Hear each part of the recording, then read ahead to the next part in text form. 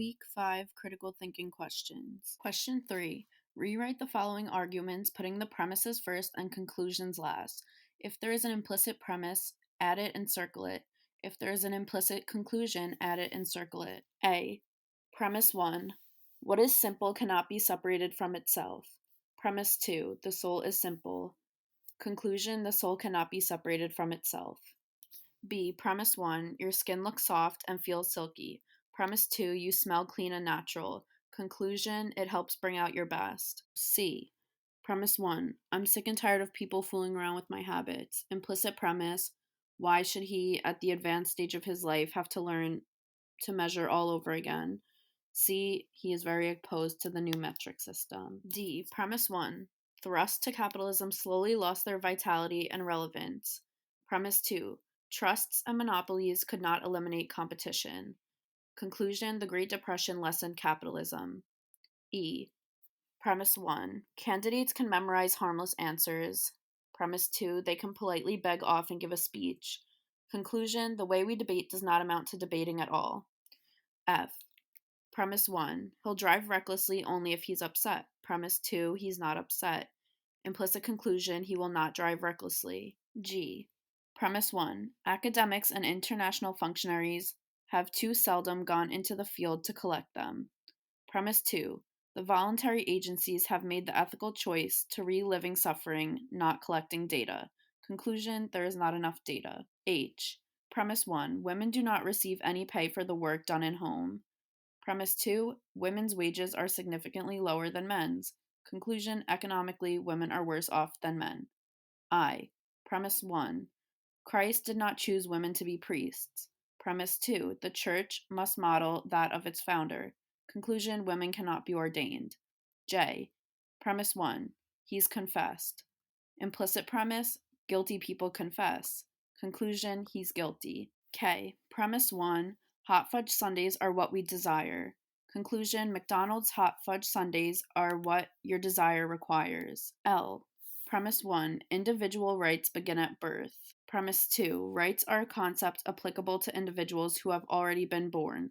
Implicit premise: a fetus is not a human. Conclusion: fetuses do not have rights. Question 4. Determine whether the following arguments are deductive or inductive.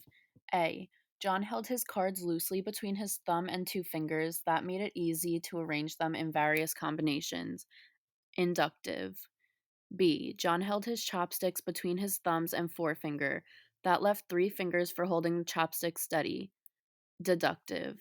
C. When John takes his girlfriend Hilda to the casino, he spends most of his time talking with his poker buddies. Hilda does not like to go with him. Inductive. D. Poker is not everyone's cup of tea. It takes patience and the ability to control one's expressions. Inductive. E. If John wins more than everyone else at the table, that will attract suspicion to him. Since he is winning more than others, he is attracting suspicion. Deductive. F. John says table number 5 is paying off. I played table number 5 and lost. I think John is lying. Inductive. G. Every Saturday, John goes to the casino. John is on his way to the casino since today is Saturday. Deductive. H. Hilda told John it's poker or me. John is not about to give up his poker, so Hilda is out of luck. Inductive. Question 5. Consider the following arguments and decide whether you think the author of the argument intends it to be deductive reasoning or inductive reasoning. A. Janet must have gone south for her vacation. She has a beautiful tan. Intended to be inductive reasoning. B. Although I couldn't have an abortion myself, I support the right for other women. The quality of life is important, and what kind of life do many unwanted children end up having? Intended to be deductive. C. Bible scholars found that most of Mark is reproduced in Matthew or Luke. They also found that where one departs from the order of events in Mark, the other usually retains the order in Mark. Therefore, they concluded that Matthew and Luke each used Mark as a source when composing his own gospel. Intended to be deductive. D. If John had asked me to the dance, then I would have gone. Since you didn't see me there, you know he didn't ask me. Intended to be inductive. E. The murder had to have been done by Mrs. White, Miss Scarlet, or Colonel Mustard. It wasn't Miss White or Colonel Mustard, so Miss Scarlet had to be the murderer. Intended to be deductive. F. 45% of people surveyed are not happy with the job the president is doing. Thus, 45% of the American public is down on the president. Intended to be deductive. Question 1, Exercise 4 2. Distinguish logical warranting from factual warranting. Logical warranting, there is logical connection between the premise and conclusion.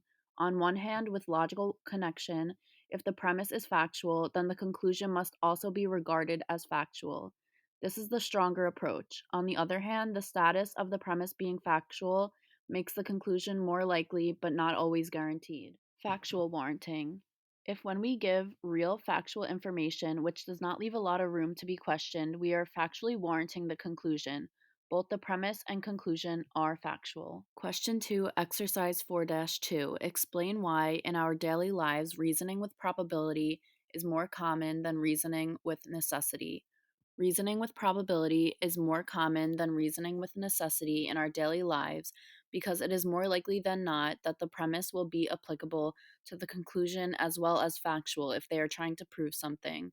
When reasoning with necessity, the premises must be logically linked, but not always factual, which does not always result in a sound, valid argument.